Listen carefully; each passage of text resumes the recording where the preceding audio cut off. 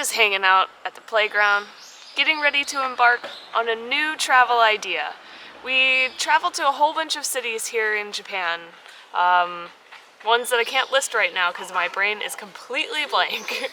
But one that we really haven't explored is Tokyo, and we live here. So we've kind of come up with this idea to just go to some of the different wards. Tokyo is split into 23 different wards, and we're going to explore one ward for this weekend and see how it goes.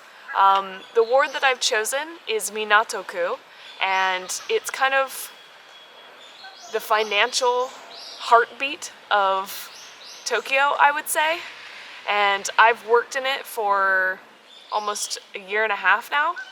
So I want to kind of see it from not just going to work and leaving. And right now we're sitting in Toshima-ku, which is where we live, and we're going to have to get on the train and get to Minato-Ku. This is perfectly sized. Yeah, exactly. I wish this was an actual mode of transportation.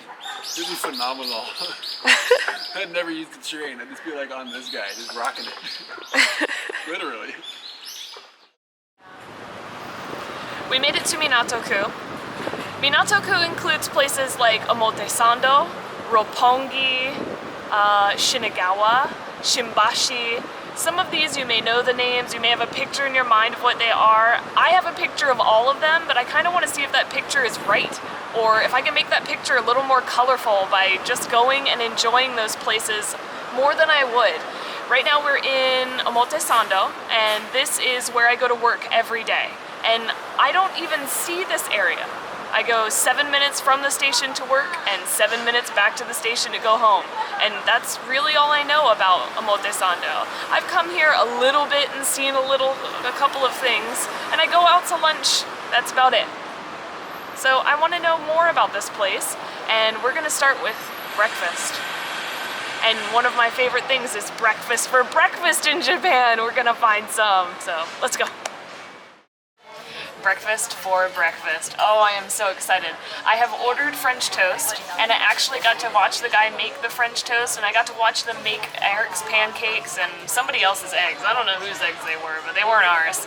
And it's really cool to actually be able to see the chef do what they're doing and watch it come to your table. Like, I watched it from start to finish. I was just captivated by the kitchen. Eric was like, "Are you making the longest video in the world?" And I was like, "No, I'm just excited about it." So my French toast has arrived, and it actually has raisins in it. So it's more than French toast to me. It's exciting French toast. And Eric has gotten pancakes. These are pretty legit looking pancakes. Yeah.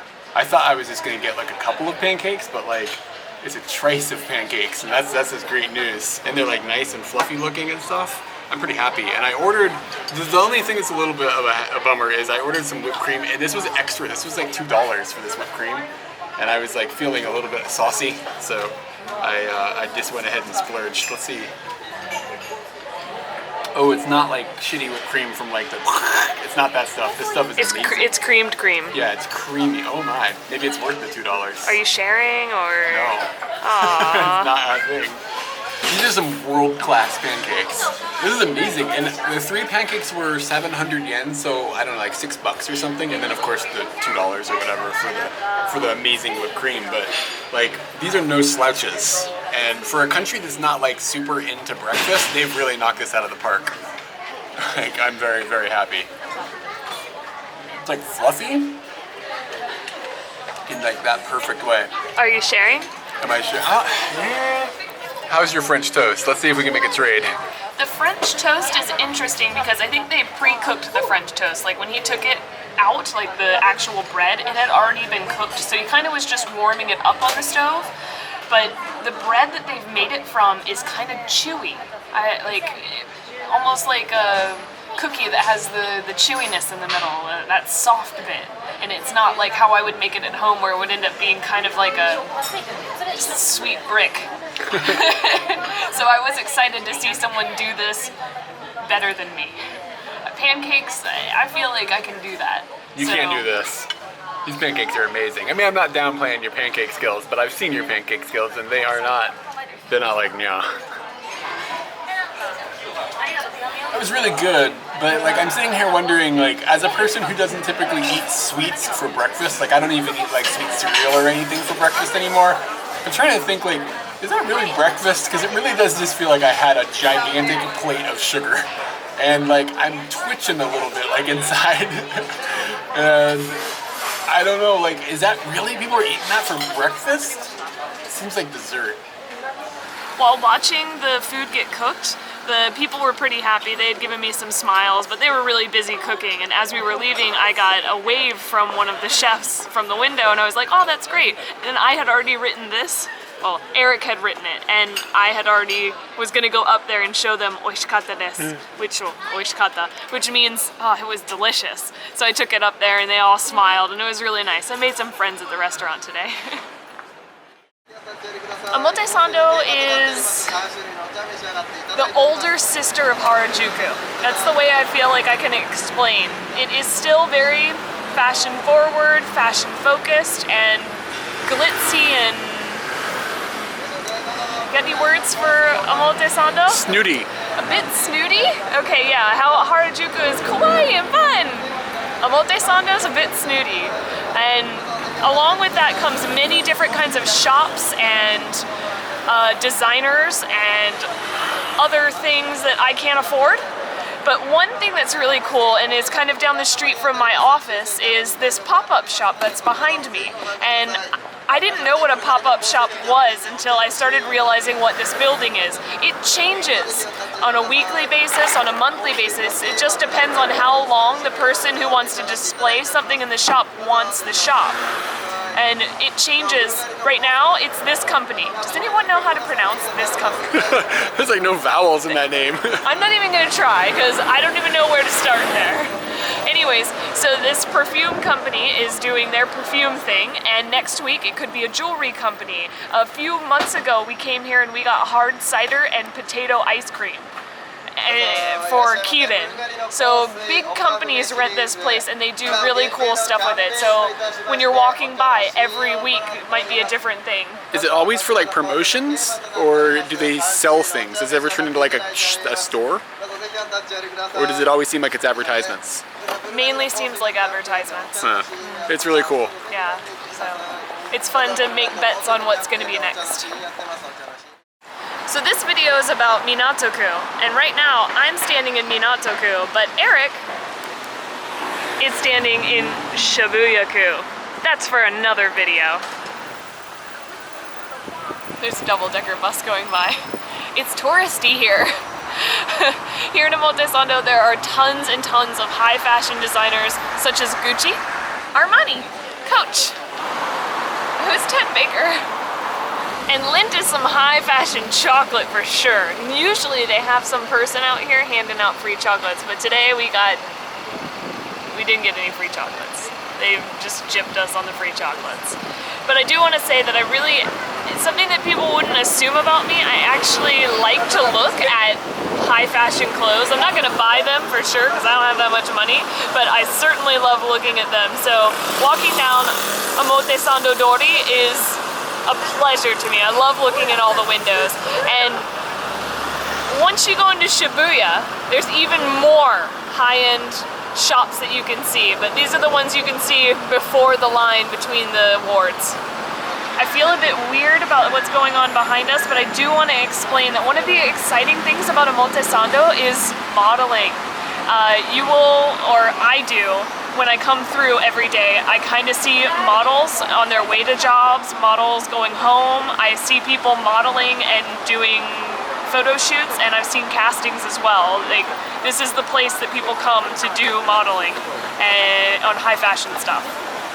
The window displays can get really, really intricate or really, really camouflaged. This all seems real camouflaged. I can't figure out why there's a snake on that seat. I don't know why there's a snake at all, but I kind of want these shoes. So to me, Omotesando is kind of like, earlier I used the word snooty, and I kind of feel like, I'm not saying that the people here are like snobs or anything like that, but I kind of feel like I don't belong here. Like I just feel like kind of like a bumpkin, and everybody else is dressed to the nines, and I'm just like I'm wandering around with like holes in my clothes and like. But that's fashion. I'm just not like, I'm not with it, you know. So like, there's a lot of things that I don't feel like I can touch anything. I don't feel like I can afford anything. It's like being in like a museum or something, and like everything is like perfect. Like it's kind of like the vibe that this neighborhood has. That is so on point. And like, I don't know. So I don't feel like there's a lot, like the neighborhood doesn't like bring a lot to me. I find it interesting to walk around and look at people that are like ridiculously gorgeous. Like how is that person existing? Like it doesn't even make sense. But then they're looking at me like, ooh, what happened to that? You know? So I kind of feel weird about it. I don't know. But something that is kind of cool, this neighborhood tends to have a lot of like really, really cool cars will go by. Like you'll see like Lamborghinis and Ferraris, and like sometimes like really old cars, like an old Mercedes or something will drive by. So I find that to be kind of interesting, but I still don't feel like I can touch those cars, and I certainly can't afford them as the Jaguar drives by.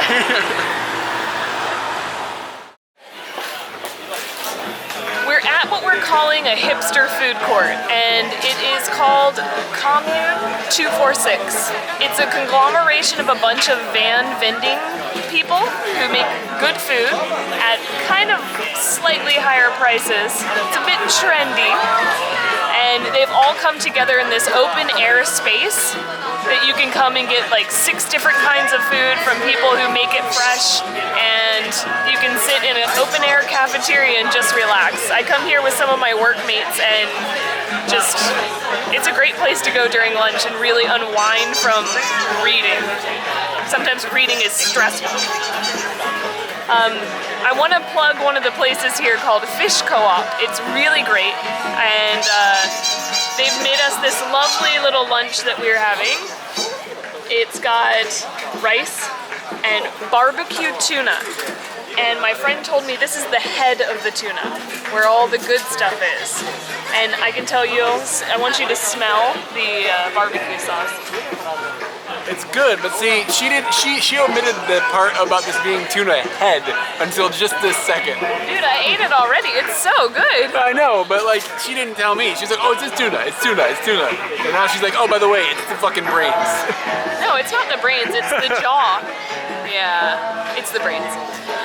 We got a little kabocha on the side, and we've also got a salad with some fuzzy stuff. I think unknown twiglets. So I want you to try this amazing barbecue tuna. All right, so tuna brains, here we go.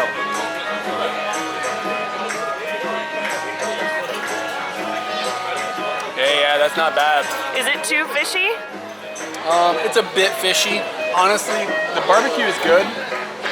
I would almost rather have, like if this was pork, I'd be happier. But it's interesting for sure. Yeah, I want to try this kabocha though.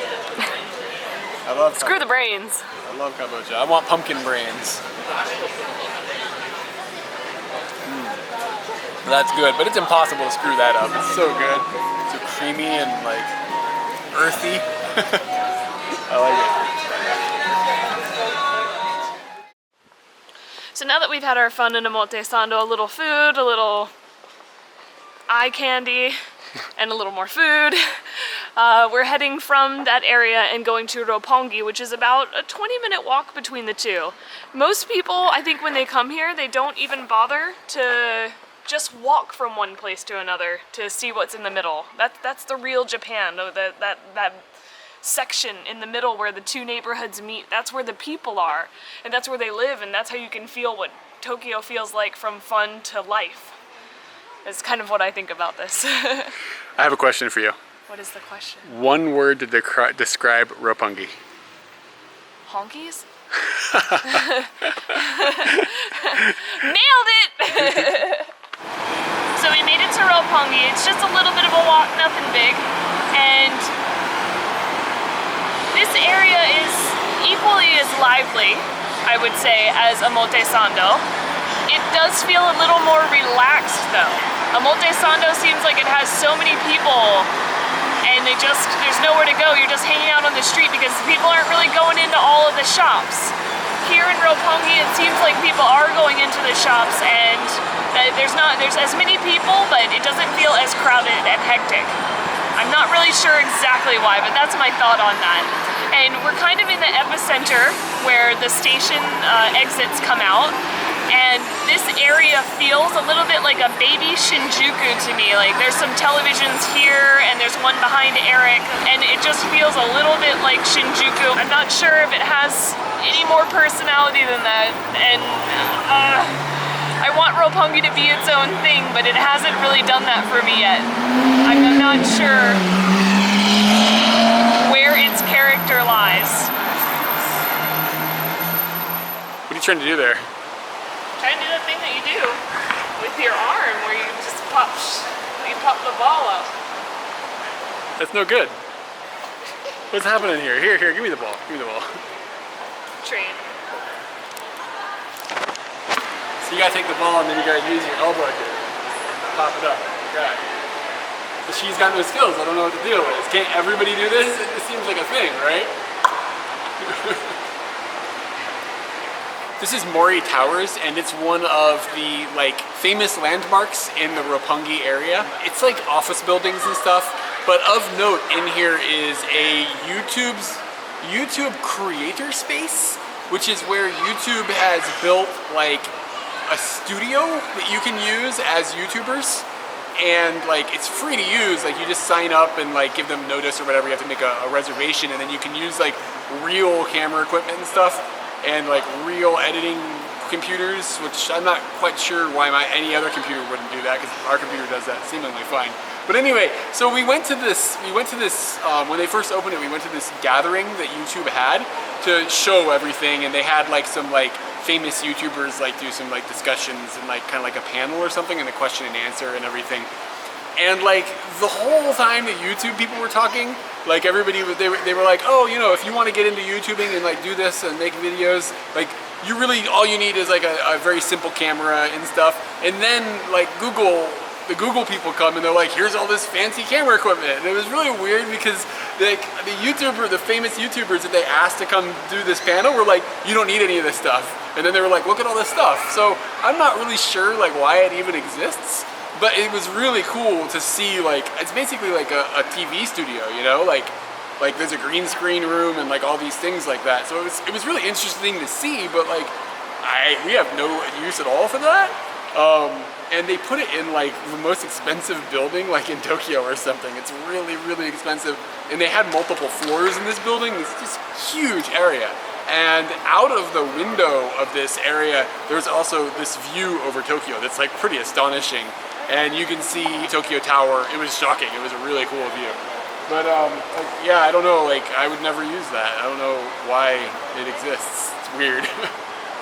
Just outside of Mori Tower is probably the most amazing, the coolest statue that I can think of, or artwork that's out and about for the public to enjoy on a regular basis that I've ever seen.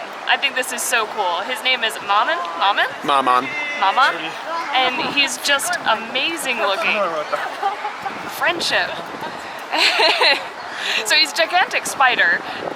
I would never think that somebody would just put this outside. You see angels and half-naked men and stuff like that, but spider. And it doesn't really seem to me what would make me think of Roppongi, but now when I think of Roppongi, I think about that. And it has an intensity that Roppongi doesn't necessarily have, but that this statue brings to Roppongi. And I think that's really cool. This piece of artwork is making this area as opposed to the piece of artwork being a part of the area. He's just deadly looking, but yet everyone's crowding around him we all trust that he's not going to hurt us. I mean, even you can see the eggs on the inside in his belly. It's just kind of grotesque, but still wow at the same time. It's one of my favorite things in Tokyo. The only time I can ever remember coming to Roppongi is because we needed a guidebook that was in English, and we came here because there's tons of bookstores, and we did find what we were looking for. But apparently Roppongi is quite dangerous. You best make sure that your windows are locked. Hide your kids, hide your wife. we just saw a limo go down the road, and Eric was like, that's a really long limo. And I was like, gosh, you don't see that in Japan. And then I saw the second limo, and the third limo, and then a fourth limo went around the corner. So apparently Roppongi's kind of got lots of limos. You don't see limos anywhere. There's nowhere to park. All the streets are really small, and good luck making any turns on like some of the roads. So maybe they're restricted to only this area. Like they can't leave. One looks like it's leaving right now. Good luck, buddy. That was some mega zoom. It was. Man, if I had fallen on my face, that would have been some terrible, terrible stuff that you would have put on the internet. I would have sent it to Bob Saget and put it on the American's Funniest Home Videos. If Omotesando is the older sister of Harajuku, I would probably say that Roppongi is the drug addict or just naughty girl, maybe? Because Roppongi kind of comes alive at nighttime, and during the daytime it's kind of sleepy and doesn't seem like there's much to do. So that's what it makes me think. This is the dirty area. It feels like we didn't do much here in Roppongi, and I kind of feel like there isn't much to do. There's shopping to be had, and there's lots of beautiful buildings and some touristy things, but other than that, I don't feel like there's much going on here. I do know that there's quite a nightlife, so maybe we're missing out on it by being here during the daytime. When I think about Roppongi, I think about very Western things, such as the Outback that's behind me, or the Wendy's across the street, or the Hard Rock Cafe across the street from that, or the TGF Fridays down the street. This is what I think of when I think about Roppongi, so we're skipping town and heading over to Tokyo Tower.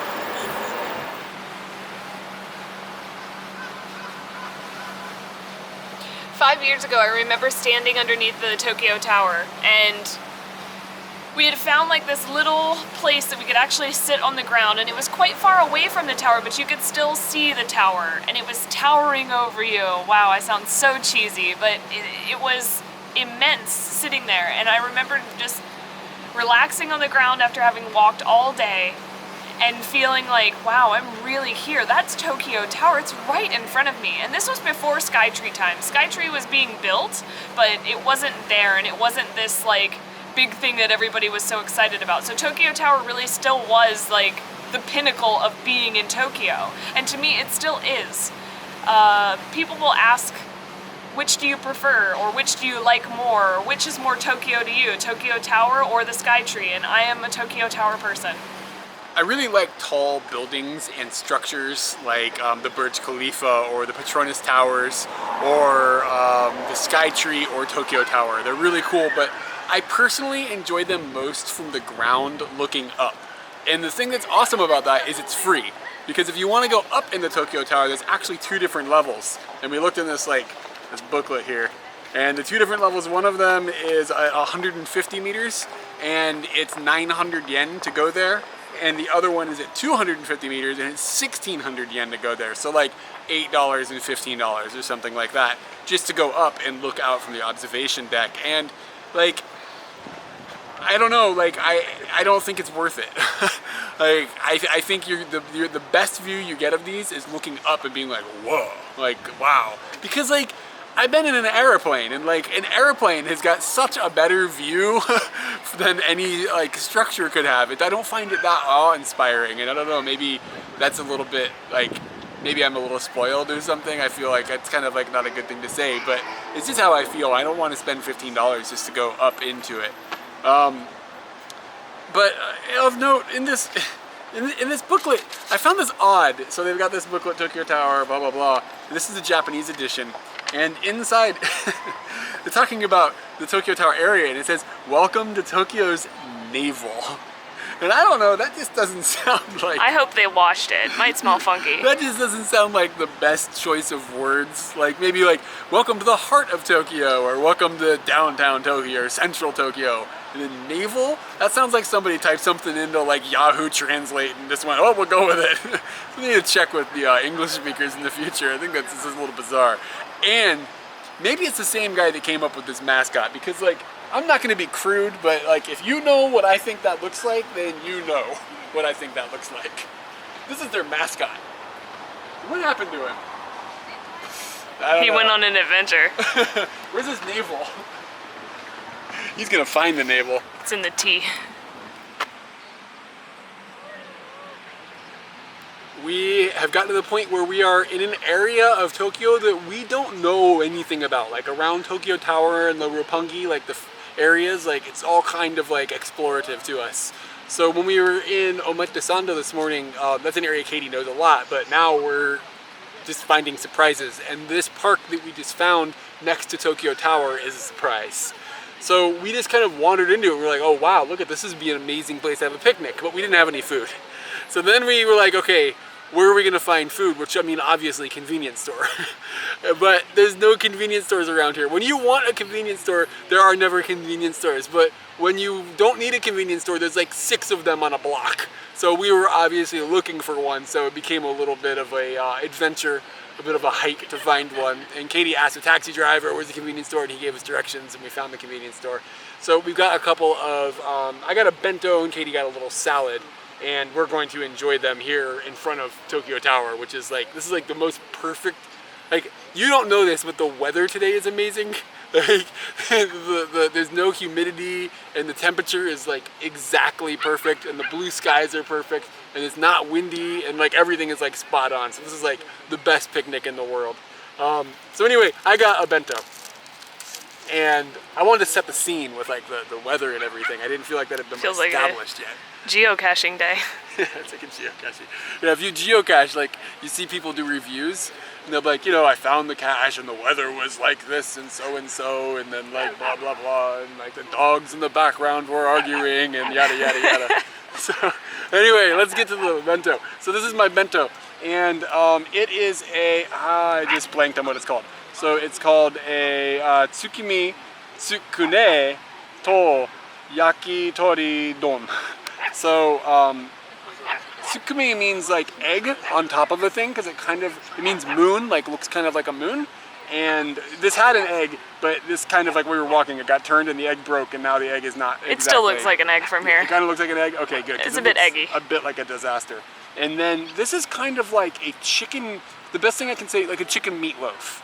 Like, there's like some vegetables in here usually, I think, and then chicken, and then however they meatloaf something, they meatloafed it. And then that's a new verb. I've got some chicken as well on top of rice with different kinds of vegetables. Renkon, I guess. This is probably a renkon. And pickled carrot.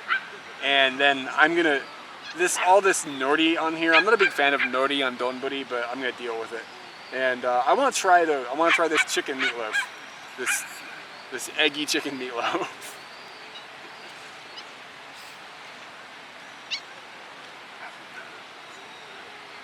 It's convenience store food. It's always good, never offensive. So it's just, you know, stuff.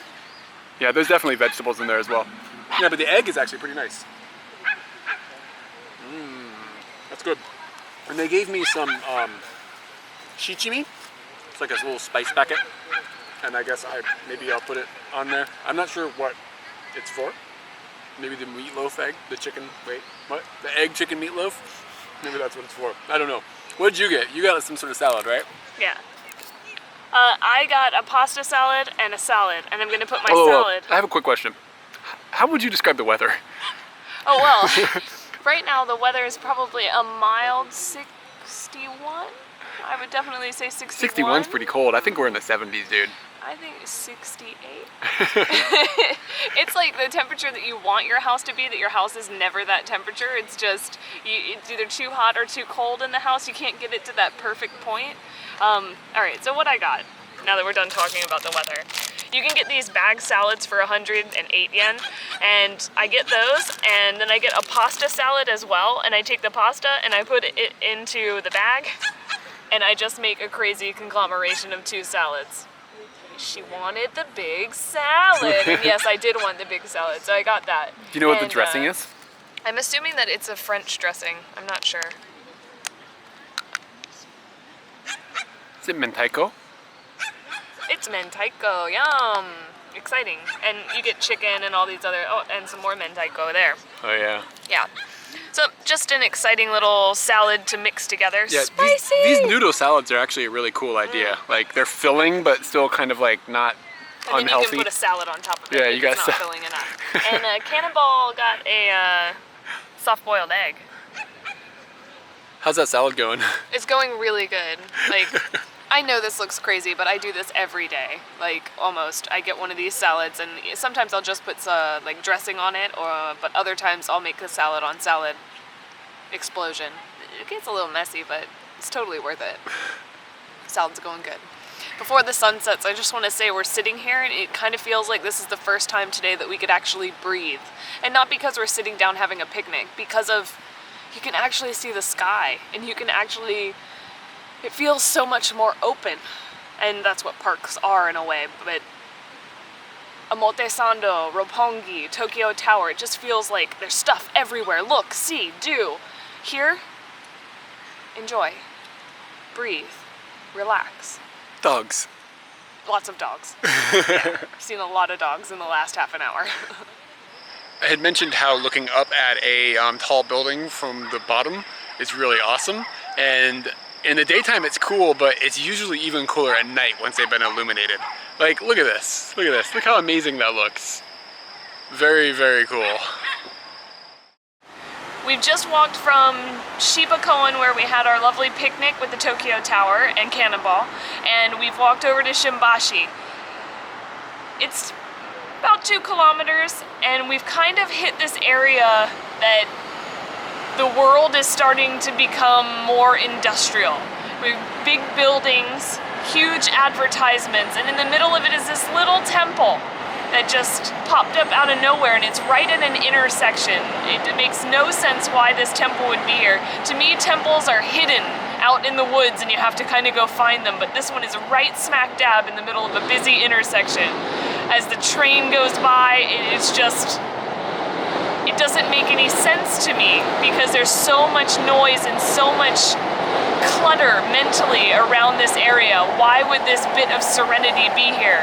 And is it possible to actually enjoy it the way you're supposed to? I assume that it is, but I can't stop looking at everything around it. And then I look at it and I'm like, wow, it's amazing, but then I'm still distracted. I was really excited to come to Shimbashi because outside of the train station, maybe I dreamt it, I don't know, but I saw a sea of salarymen and they were all hanging out outside next to this amazing train and they all looked very excited. And there was an energy, and I went by it so many times during my commute back in the day, and every time I've come here, there's never been that many people just hanging out outside of the station. I don't know what's going on. Today, it looked like they were throwing an event that had different tents and stuff, and right now they're taking all of the tents down, so people can't really stand in that area. So I don't know if this is still happening, or maybe I'm bummed, but we're gonna walk around Shimbashi. It's kind of glitzy, and it's nighttime here, and we're gonna see if we can find a bite to eat and something interesting to find along the way. Who knows? We've only been walking for a few minutes, and I'm already shocked because we've hit another temple, and we've just been walking around these little narrow alleys that have little eateries, kind of izakayas, little bars on the side of the road, and people are kind of out in the open eating and drinking and having a good time, and then there's just temples. I did not know that Shimbashi would end up being kind of a little temple town, and they're just popping up in the strangest of places, like, let's have some beers and then go to the temple. I think that's actually happening. We found a little place to have some yakitori, and yakitori is like different parts of chicken on a stick, basically, meat on a stick. And this is not something we do often. So we know some yakitori stuff, and we know some of it is kind of scary, and we found a place that has stuff that we recognize, and we're not feeling super adventurous. I'm not in the mood for chicken anus or whatever it is that might be on the menu at other places. I'm not joking. So we found this place that's somewhat lively and had a table outside, which was really nice for us because it's nice outside.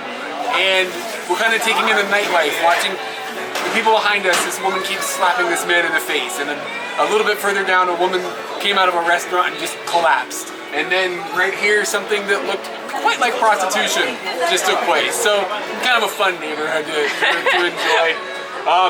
So we got a few different types of yakitori, and this is called, what is it called again? Tsukune. And Tsukune, yeah. it's what you had for your burger, their like hamburger thing. Yeah, so for my bento at the park was the same type of thing. So we got the salty version. It's really good. I'm shocked. That's damn good. Wow, that's amazing. Yeah, I'm glad I have that in my life. And then we got momo, and momo is like some cut of chicken. I don't know how to explain it. I want to say no, that's something else. Never mind. I don't know what cut it is. It's delicious. Yeah, they're good as well. And then we got negi, and negi has got leek, or like Japanese onion or whatever, on the stick. So it's meat, leek, meat, leek. So meat. This is amazing. This is really good. Yeah, I'm not disappointed at all. Leek. The leek is not the best leek I've had, but it's alright. And then to drink, I got something called a nama yuzu nama. Are you already drunk? Sawa. So a sawa is like an alcohol. I don't know what kind of alcohol is in it. Maybe it's like a chuhai or something is what they use. I don't know. I'm not sure. I'm not good with alcohol. And then like a fruit is usually the complementary flavor.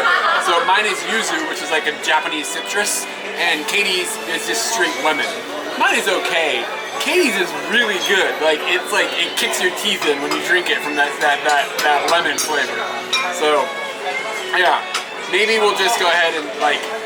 They kind of look alike, so I think maybe. I definitely didn't see that switch. Maybe it's all legit right now. But yeah, this is a cool way to end the evening. I'm actually surprised. I like this neighborhood despite like all the weird things going on. Actually, maybe that's why. But I think another delivery is on its way. So we got some dumplings, some sauce, and some spicy mustard. I'm gonna take a little bit of that spicy mustard and just kind of put it in the sauce. Kind of ignorantly, I'm not sure if that's what we're supposed to be doing, but we're gonna just give it a go. And it is a mystery what's inside of this. This doesn't look anything like what we ordered on the menu. So we'll go ahead and give it a shot. And how is it?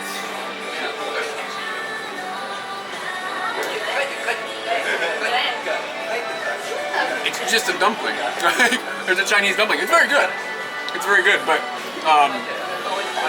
yeah, I'm okay with it. It's not blowing my hair back the way that the chicken stuff did. So I would say their specialty is the chicken and the lemon drink. But I'm glad we got them for the variety. But I wouldn't say that it's like. It's not like what we've had in Chinatown. That's what I'm comparing it to that, because like the one that I bit that one time and it went up my nose, that's what I'm thinking about. So I think these are called shumai. I could be completely wrong about this, but that's what I've had at junior high school lunches is shumai, and it looks exactly like this, and it's steamed like this, and it's just, at junior high school, it's like, oh man, we're having shumai, God, shoot me in the foot, it's terrible. But this was actually quite good. Inside, I believe this is just like kind of stewed pork. It just feels like it's been porking around for a really long time, and it's just pork the best that it can. And I haven't tried the sauce yet.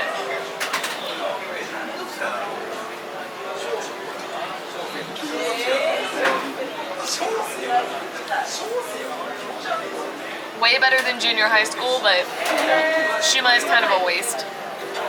That's how I feel about it.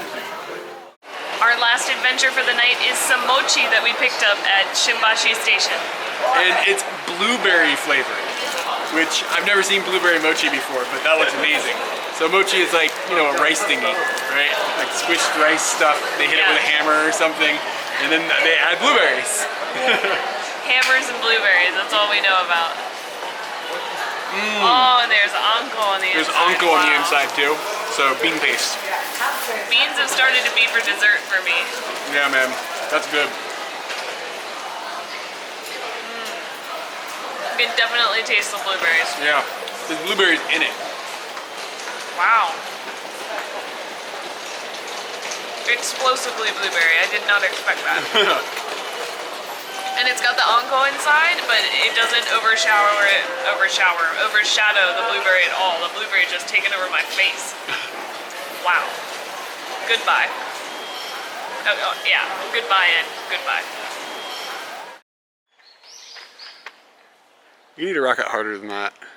This is like hard rocking. That's max.